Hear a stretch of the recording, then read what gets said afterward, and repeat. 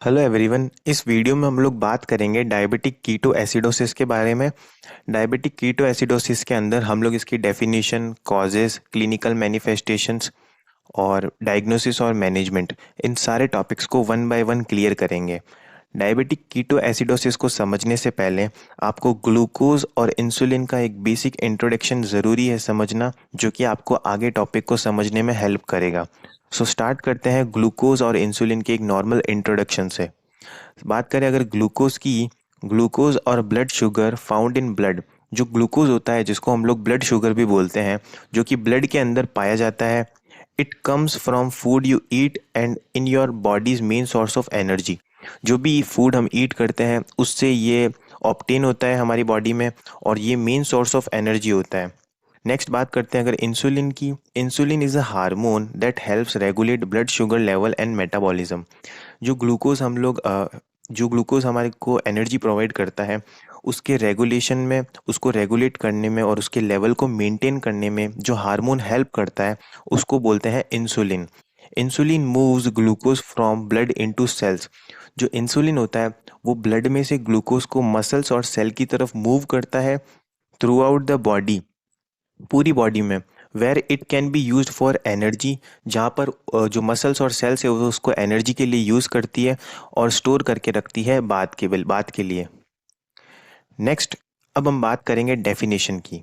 So definition की अगर बात करें, diabetic ketoacidosis is a life threatening problem that affect people with diabetes. Diabetic ketoacidosis जो है ना, ये एक लाइफ थ्रेटनिंग कंडीशन है जो कि अफेक्ट करती है उन पीपल्स को जो डायबिटीज़ से पीड़ित हैं। It occurs when the body can not use sugar. ये जनरली कब होती है? जब बॉडी जो होती है वो शुगर को यूज़ नहीं कर पाती है, जिसको हम लोग ग्लूकोज भी बोलते हैं, एज अ फ्यूल सोर्स या फिर एनर्जी के सोर्स के तौर पर ग्लूकोज को बॉडी यूज़ नहीं कर पाती है। Because there is no enough insulin, क्योंकि बॉडी के अंदर इनफ इंसुलिन नहीं होता है, तो उसकी वजह से जो बॉडी है वो ग्लूकोज को यूज़ नहीं कर पाती है। Because of total cessation of insulin production. अब यहाँ पर सीजेशन का मतलब होता है कंप्लीटली स्टॉप हो जाना या कंप्लीटली रुक जाना। सो इंसुलिन का प्रोडक्शन कंप्लीटली रुक जाता है। इस वजह से body break down fat and protein as alternative source of cellular energy. ये समझने वाला पॉइंट है। क्योंकि हमारी बॉडी के अंदर इंसुलिन की डेफिशिएंसी हो गई है, अब इंसुलिन की डेफिशिएंसी हो गई है, तो इसकी वजह से जो ब्लड का शुगर है वो सेल्स और मसल्स की तरफ मूव नहीं कर पाएगा। सो एनर्जी डेफिशिएंसी देखने को मिलेगी। सेल्स के पास एनर्जी नहीं होगी, तो उसके चलते जो बॉडी है वो फैट और प्रोटीन को ब्रेक डाउन करेगी एनर्जी सोर्स के लिए। द ब्रेकडाउन ऑफ फैट, तो क्योंकि फैट और प्रोटीन का ब्रेकडाउन होगा, उनका रिजल्ट क्या देखने को मिलेगा? Accumulation of fatty acid and ketones as by product of fat metabolism.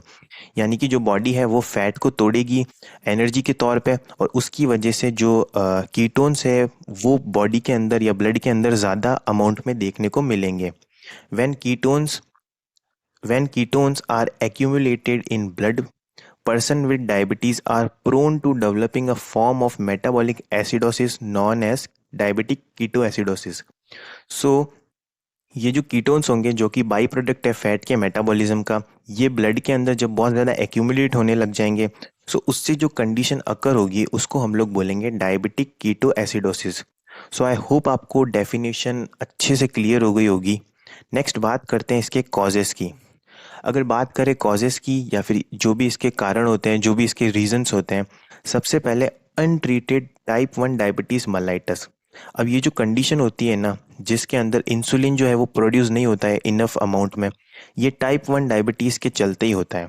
अगर टाइप 1 डायबिटीज़ को लंबे समय तक ढंग से ट्रीट ना किया जाए, उसका प्रॉपर ट्रीटमेंट ना लिया जाए, तो उसके चलते आगे आपको डायबिटिक कीटो एसिडोसिस की कंडीशन देखने को मिलती है। नेक्स्ट कॉज है problem in insulin production and resistance of cell to insulin. Insulin के प्रोडक्शन में और जो इंसुलिन का सेल जो रेजिस्ट करती है, उसके चलते भी आपको ये देखने को मिलता है। फिजिकल और इमोशनल ट्रॉमा, हार्ट अटैक और स्ट्रोक, ये भी इसका एक रीज़न है। पैनक्रेटाइटिस अगर पेशेंट को है तो उसके अंदर भी ये होने के चांसेस हाई रहते हैं। प्रेग्नेंट वुमेन है या प्रेगनेंसी के दौरान ये होने के चांसेस रहते हैं। अल्कोहल और drug misuse, particularly cocaine. Alcohol, drugs और पर्टिकुलरली कोकेन, इनके लंबे समय तक इनके यूज़ से आपको डायबिटिक कीटोएसिडोसिस देखने को मिल सकता है। नेक्स्ट है सर्टेन मेडिकेशंस। कुछ मेडिकेशंस होती है such as corticosteroids and diuretics medications, इनके चलते भी आपको देखने को मिल सकता है। सो ये थे हमारे पास कॉजेस।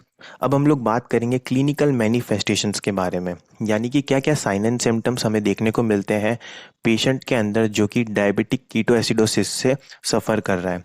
सबसे पहले एक्सेसिव थ्रस्ट देखने को मिलेगी, जिसको हम लोग पॉलीडिप्सिया बोलते हैं। नौशिया, वॉमिटिंग देखने को मिलेगी। वीकनेस एंड फटीग देखने को मिलेगा। फ्रीक्वेंट यूरिनेशन देखने को मिलेगा, पेशेंट को बार बार यूरिनेट करने जाना पड़ेगा। Next, abdominal pain, shortness of breath and confusion, ये सारे साइन एंड सिम्टम्स आपको देखने को मिलेंगे। नेक्स्ट बात करते हैं डायग्नोसिस की। सो डायग्नोसिस के अंदर हम लोग देखेंगे कि कौन कौन से टेस्ट होते हैं, कौन कौन से प्रोसीजर्स होते हैं जिनकी हेल्प से हम लोग इस डिजीज़ का पता लगा सकते हैं पेशेंट पे।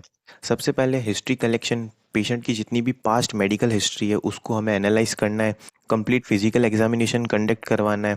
ब्लड टेस्ट यहाँ पर बहुत इंपॉर्टेंट रोल प्ले करता है और ग्लूकोज टॉलरेंस टेस्ट भी यहाँ पर हेल्प करता है। सो आई होप आपको डायग्नोसिस भी क्लियर हो गया होगा। अब हम लोग बात करते हैं मैनेजमेंट की। इस कंडीशन को ट्रीट करने के लिए, इसके ट्रीटमेंट के दौरान किस तरीके से इसको ट्रीट किया जाता है, कौन सी मेडिकेशंस को यूज़ किया जाता है, उसकी हम लोग यहाँ पर मैनेजमेंट में बात करेंगे। फर्स्ट है मैनेजिंग डायबिटीज़। सबसे पहले डायबिटीज़ को अगर मैनेज कर लिया जाए तो इस कंडीशन को वापस से रिवर्स किया जा सकता है। Make healthy eating and physical activity part of daily routine, यानी कि हेल्दी ईटिंग करे पेशेंट, अगर फिजिकल एक्टिविटी करे तो उसके चलते जो है डायबिटीज़ मेंटेन होने लगेगी। टेक ओरल डायबिटीज़ मेडिकेशंस और इंसुलिन एज डायरेक्ट। इंसुलिन के डोज अगर पेशेंट के अंदर एडमिनिस्टर किए जाए, मेडिकेशंस को अगर प्रॉपरली लिया जाए तो ये सारे जो भी साइन एंड सिम्टम्स है वो रिवर्सिबल हैं। मॉनिटर ब्लड शुगर लेवल, जो भी ब्लड शुगर लेवल है उसको मेंटेन करना है।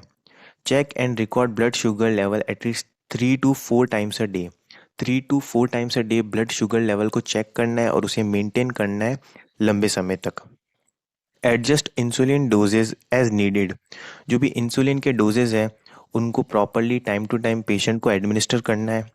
टॉक टू डॉक्टर और diabetes educator about how to adjust your insulin doses in relation to your blood sugar level. जो भी पेशेंट का ब्लड शुगर लेवल है उसके रिलेशन में कितना इंसुलिन पेशेंट को लेना चाहिए और कब कब लेना चाहिए, वो डॉक्टर और डायबिटिक एजुकेटर से कंसल्ट करना है। What eat, how to make dietary changes and other important factors, और पेशेंट का जो भी डाइटरी इंस्ट्रक्शंस है उन सबको अच्छे से फॉलो करना है और सारे इम्पॉर्टेंट फैक्टर्स को फॉलो करना है। If blood sugar level begins to rise, अगर ब्लड शुगर लेवल राइज हो रहा है, follow diabetes treatment plan to reduce blood sugar level to target range. अगर ब्लड शुगर लेवल जो है वो इंक्रीज़ देखने को मिलता है तो पेशेंट को डायबिटीज़ मेलाइटस का ट्रीटमेंट अच्छे से फॉलो करना है और ब्लड शुगर को टारगेट रेंज के अंदर लाना है। सो आई होप आपको समझ आया होगा। समझ आया तो please like, share and subscribe the video. अगर आपको इस टॉपिक की पीडीएफ चाहिए तो आप टेलीग्राम चैनल NSG लाइब्रेरीज को जाकर डाउनलोड कर सकते हो। Thank you.